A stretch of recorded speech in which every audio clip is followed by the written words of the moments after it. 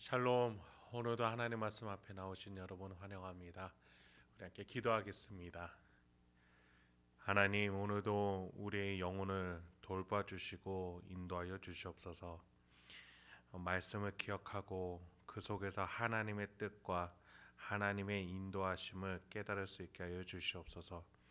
그래서 오늘 하루 살아갈 때에 방향 없이 나침반 없이 살아가는 고아 같은 우리가 되지 않고 아버지의 손을 붙들고 확신과 소망을 가지고 당당하게 승리를 쟁취하며 나갈 수 있는 우리가 될 수 있도록 하나님 인도하여 주시옵소서. 예수님의 이름으로 기도했습니다. 아멘. 오늘 함께 살펴볼 말씀은 여호수아서 5장 2절에서 7절입니다. 여호수아서 5장 2절에서 7절 말씀을 함께 살펴보도록 하겠습니다. 우리가 계속해서 여호수아서를 묵상하고 있는데 이 책을 읽다 보면은 우리가 좋아하는 영화나 드라마처럼 스토리 전개가 그렇게 빠르지 않다라는 것을 느끼게 됩니다. 왜냐하면 중간중간에 계속되는 하나님이 주시는 표시들과 의미들을 기억하게끔 하는 내용들이 있기 때문입니다. 여호수아서는 사실 가나안 정복 스토리라고 말하기가 힘듭니다. 전체 24장 중에서 실제적인 전쟁에 대한 이야기는 9장부터 11장까지 3장에 축약되어서 말해주고 있습니다. 나머지는 가나안 땅을 정복해 나가는 과정 중에서 하나님과의 관계 속에서 생긴 이슈 또는 에피소드로 가득하기 때문입니다. 왜일까요? 이스라엘이 가나안을 정복하는 것은 결과일 뿐입니다. 중요한 것은 원인에 있는 겁니다. 하나님과의 관계가 더 중요하다는 것이죠.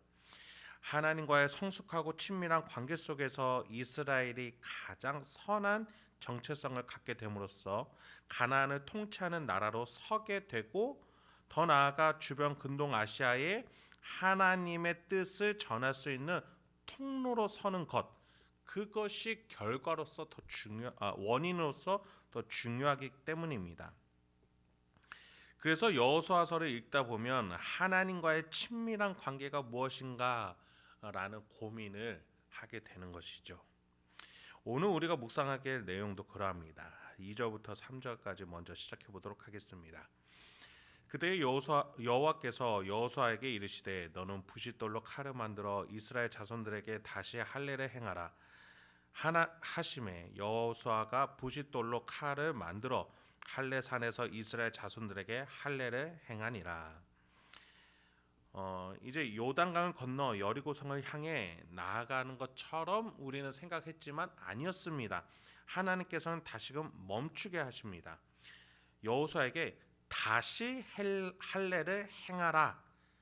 그러니까 멈춰졌던 할례를 다시 시행하라는 겁니다.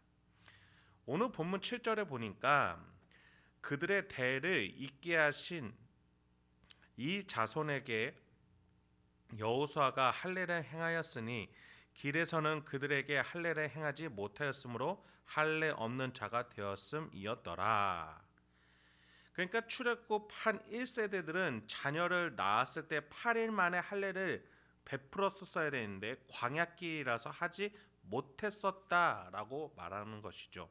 그 끊어진, 그러니까 40년 동안 끊어진 할례의 하나님과 약속의 전통을 다시 시작하라는 겁니다. 그런데 여기서 우리는 조금 더 생각해야 됩니다. 그들이 왜 할례를 행하지 못했었는지를 말이죠. 그것이 단지 광야길 길가였기 때문이었을까요? 아니요.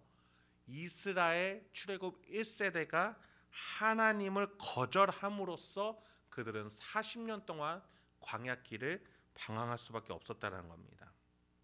그에 따라서 할례를 행하지 못하게 된 것이지 단지 광야길 여행길이었기 때문에 할례를 행하지 못했다라고는 말할 수 없습니다. 그들은 하나님의 약속을 믿지 않았고 거절하며 애굽으로 돌아가겠다고까지 한 자들이었습니다. 하나님을 거절한 자들이었죠. 하나님의 백성이 되기를 거절했습니다.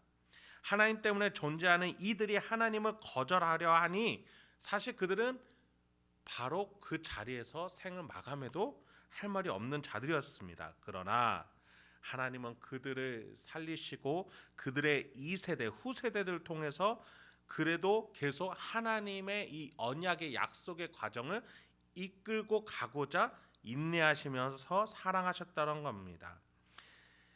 그럼에도 1세대는 하나님께 불순종한 자들이었기 때문에 할례를 행할 생각도 없었던 것이죠. 아브라함에게 하나님이 첫 할례를 명하실 때에 하신 말씀이 이러했습니다. 너희 집에서 난 자든지 너희 돈으로 산 자든지 할례를 받아야 하리니 이에 내 언약이 너희 살에 있어 영원한 언약이 되려니와 할례를 받지 아니한 남자 곧 그 포피를 베지 아니한 자는 백성 중에서 끊어지리니 그가 내 언약을 배반하였음이니라.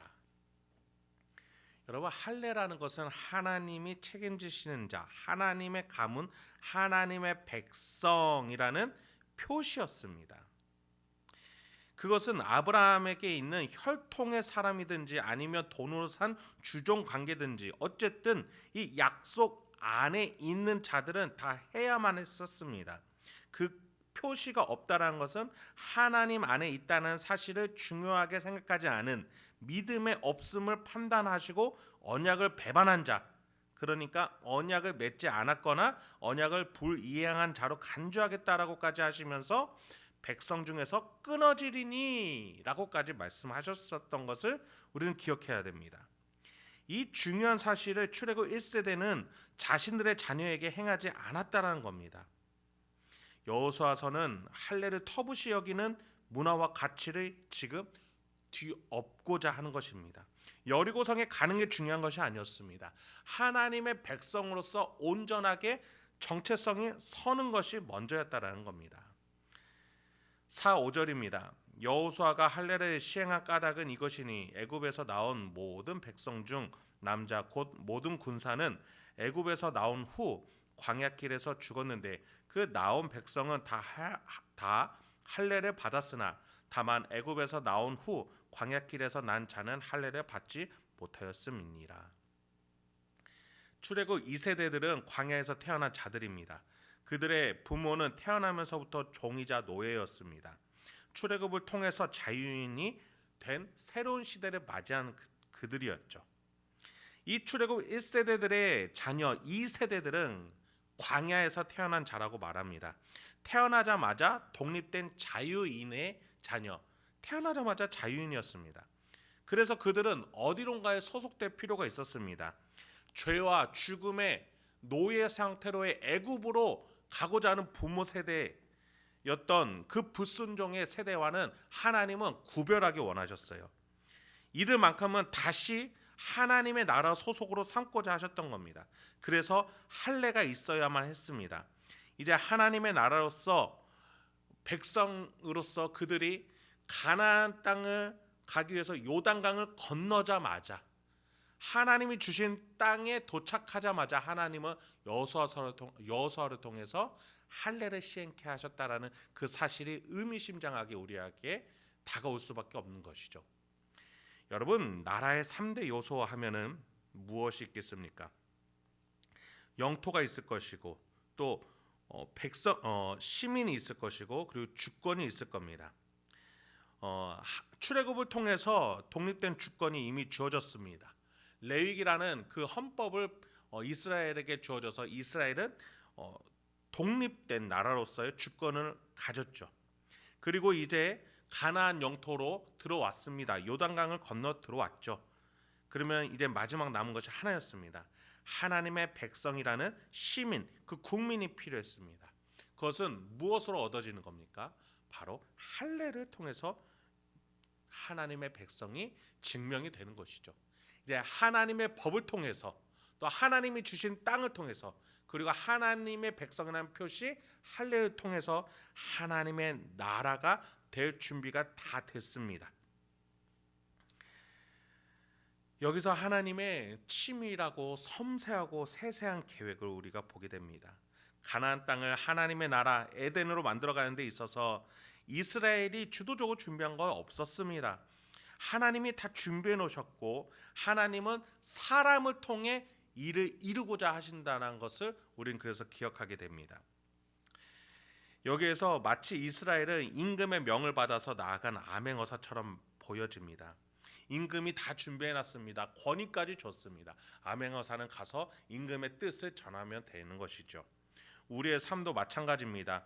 우리는 우리의 가정, 사업체, 직장, 삶의 반경, 대인관계 모든 것들이 하나님이 주신 땅입니다. 그 곳에 우리는 하나님의 뜻을 받아 암행어사처럼 가는 자들입니다. 이스라엘이 나라가 되기 위해서 하나님이 준비하신 길을 걸어가고 순종하는 것처럼 우리도 그러해야 합니다. 죄에서 자유케 해주신 예수께 받은 주권이 우리에게 있습니다.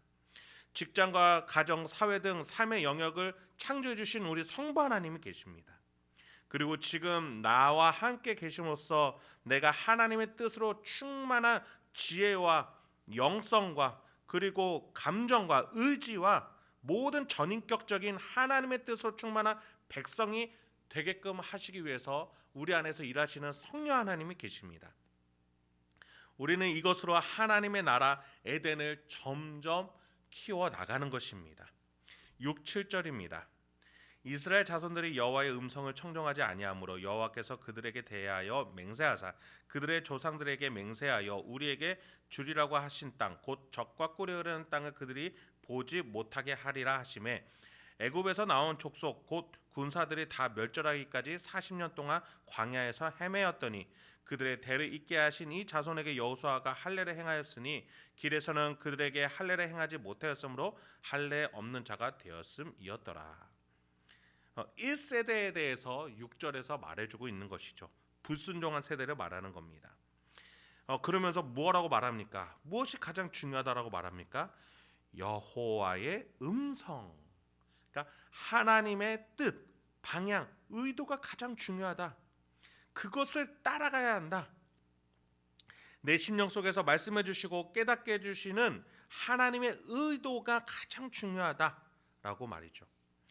하나님은 우리에게 계속해서 어떻게 하나님의 백성답게 세상에 빛을 비추며 살아갈 것인지에 대해서 말씀하고 계심을 여러분 기억하시기 바랍니다. 나는 그 뜻대로 말하고 행동함으로써 점점 하나님의 나라 에덴을 만들어가는 하나님의 암행어사라는 것을 기억하시기 바랍니다.